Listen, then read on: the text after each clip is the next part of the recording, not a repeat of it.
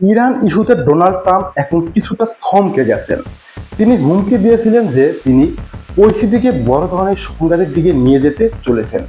এরপর চীনের Xi Jinping এতে হস্তক্ষেপ করেন এবং জানান যে চীনের পররাষ্ট্রমন্ত্রী ওয়াং ই ইরানের পররাষ্ট্রমন্ত্রী আব্বাস আরাঘচির সাথে কথা বলেছেন। ডোনাল্ড ট্রাম্পের সোশ্যাল মিডিয়া পোস্টের দাবি চীন প্রত্যাখ্যান করেছে, যেখানে বলা হয়েছিল চীন ইরানকে সমর্থন করবে না।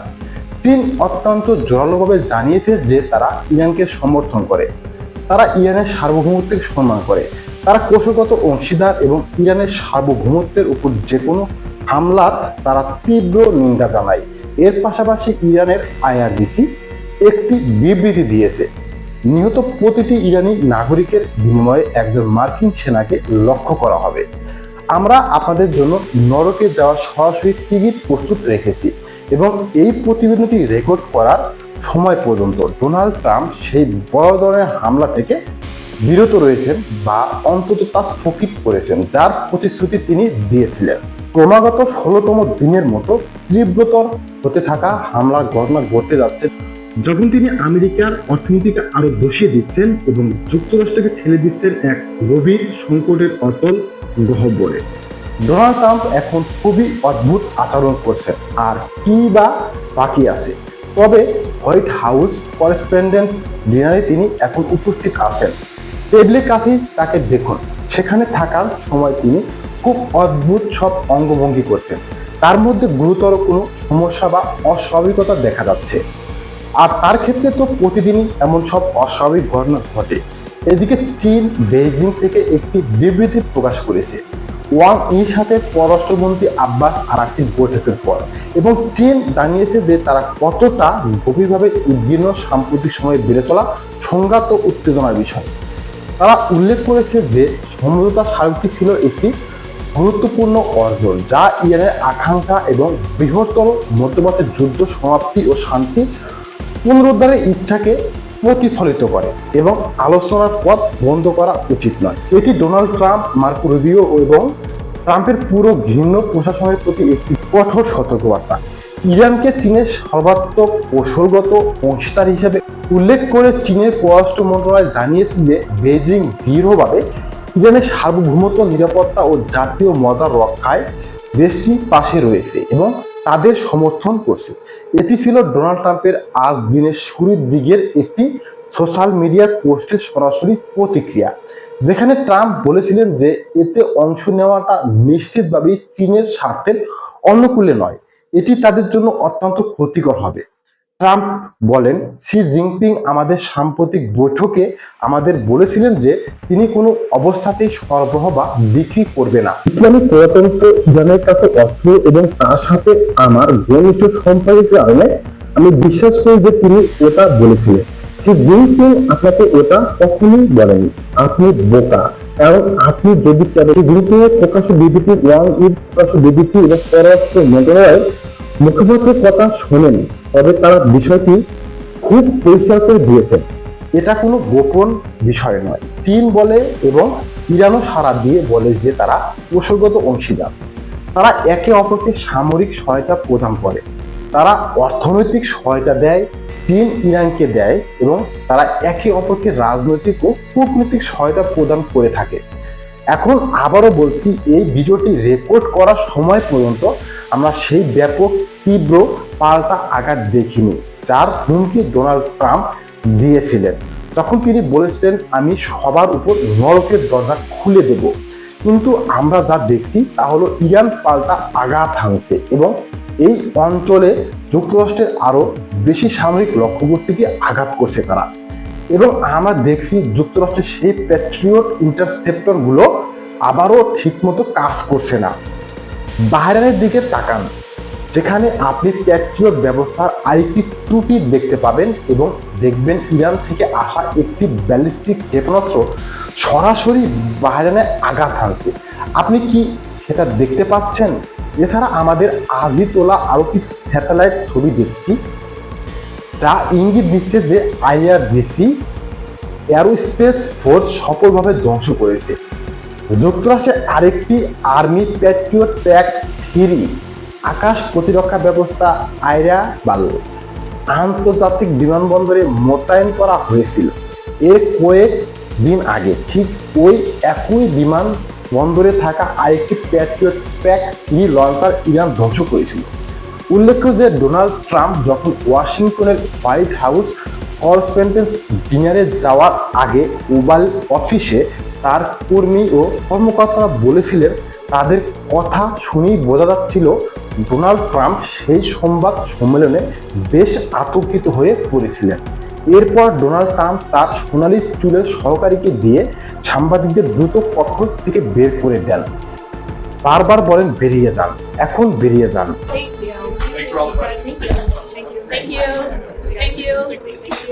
কারণ ডোনাল্ড ট্রাম্পকে সংবাদ মাধ্যমের সামনে যেন ভেঙে পড়তে দেখা যাচ্ছিল।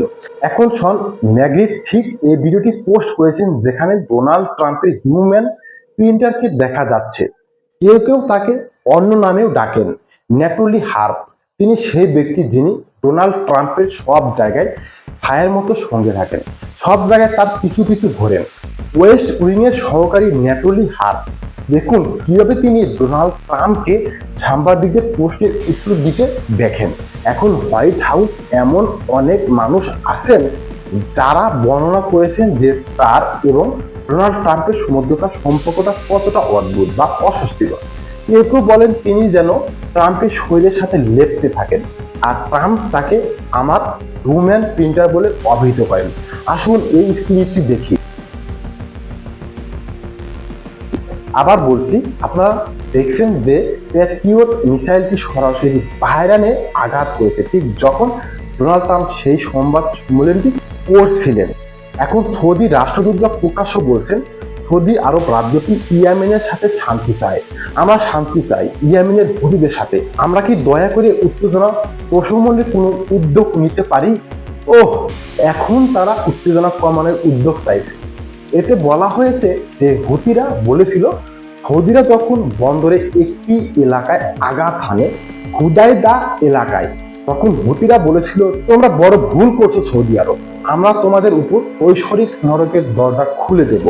এবং তারপর হুতিরা এই ভিডিওটি প্রকাশ করে। এটি একটি ভিডিও যা হুতিরা প্রকাশ করেছিল, যার প্রেক্ষিতে সৌদি আরব বলেছিল আমরা কি কোনো সমঝোতার চেষ্টা করতে পারি, কোনো সমঝোতার চেষ্টা। এখানে এই ক্লিপটি একটু দেখুন।